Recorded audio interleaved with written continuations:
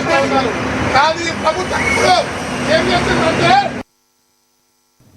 కార్మికుల హక్కులను కాలరాసే కొత్త కార్మిక చట్టాలను వెంటనే ఉపసంహరించుకోవాలని సిపిఐ డెమోక్రసీ డివిజన్ నాయకులు శ్రీశైలం డిమాండ్ చేశారు.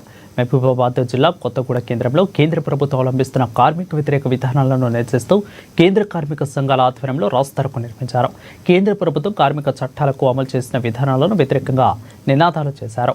ప్రభుత్వ కార్మిక వ్యతిరేక విధానాలు, రైతుల అభ్యున్నతికి విరుద్ధంగా ఉన్న నిర్ణయాలు, కార్పొరేట్ అనుకూల ఆర్థిక విధానాలను వెంటనే రద్దు చేయాలని కోరారు.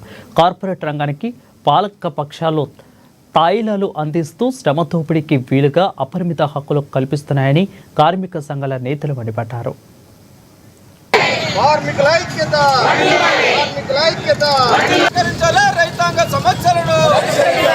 కార్మిక రంగంలో ఉండబడినటువంటి సమస్యల్ని పరిష్కరించాలని దేశవ్యాప్తంగా వామపక్ష పార్టీలతో పాటుగా అనేక పాలకవర్గ పార్టీలకు సంబంధించినటువంటి కార్మిక వర్గం మొత్తం కూడా ఇవాళ సార్వత్రిక సమ్మెలో పాల్గొనడం జరిగింది. ప్రధానంగా ఈ సార్వత్రిక సమ్మెని దేశవ్యాప్తంగా చేయడానికి ప్రధానమైనటువంటి కారణం ఈరోజు కేంద్ర ప్రభుత్వం తీసుకొచ్చినటువంటి 44 లేబర్ చట్టాలని 4 చట్టాలుగా 4 కోడ్స్గా తీసుకొచ్చి ఇవాళ ఆ చట్టాలంతా కూడా నిర్వీర్యం చేసేటువంటి స్థితి ఉంది.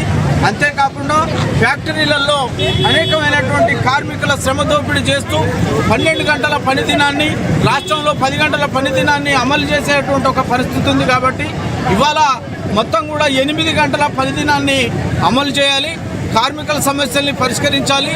అదేవిధంగా గ్రామ పంచాయతీ కానీ, ఆశా వర్కర్స్ కానీ, మోటార్ రంగంకు సంబంధించినటువంటి అనేక రంగాల్లో ఉండబడినటువంటి కార్మిక సమస్యల్ని పరిష్కరించాలి. పనికి తగ్గ ఫలితాన్ని ఇవ్వాలి, కనీస వేతన చట్టాన్ని అమలు చేయాలి.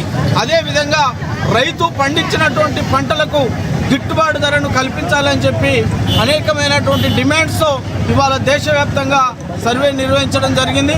అందులో భాగంగానే ఈరోజు పాకాల కొత్త